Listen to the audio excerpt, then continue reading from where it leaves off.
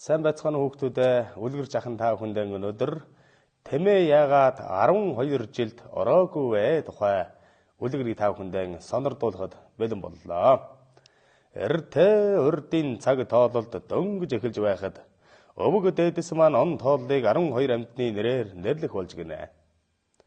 Тэгээд 11 амьтны нэрийг оноож 12 жилийн эхэнд ямар амьтан байхыг шийдэж чадаагүй байжээ. Ингээд ямар амьтан сонгох вэ гэд хэлэлцэж байхад нь Тэмээ хулган 2 12 жилд орохоор өвөг дээдэстээр ирж гинэ. Аль алийг нь гомдоохгүй тулд та хоёрын хэн нь 12 жил багтахаан өөрсдөө шударгаар шийд хэмээн айлджээ.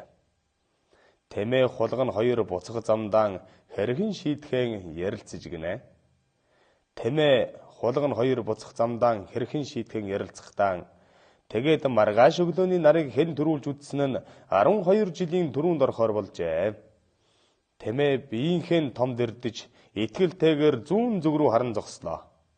Хулган уус шиг том биетэй Тэмээнээс өрсөж нарыг би яаж харах вүлээ хэмээн бодоод өглөөний нарнаар эхний туяа уулын оройд тусдгийг санав.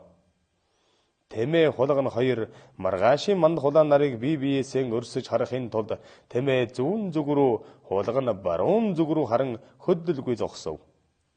Тэгж байтад үүр цайж ургах нарны анхны туяа баруун уулын оройд тусмагц хулган нарны гэрлийг төрүүлж харан нар гарлаа хэмээн хашгиржээ.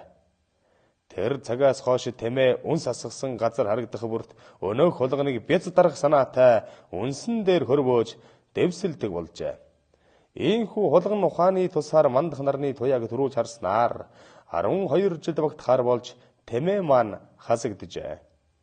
Тэмээ 12 жилд багтаагүй боловч 12 жилд багтсан бүх амьтны шинжийг биедээ агуулсан агуу амьтан билээ.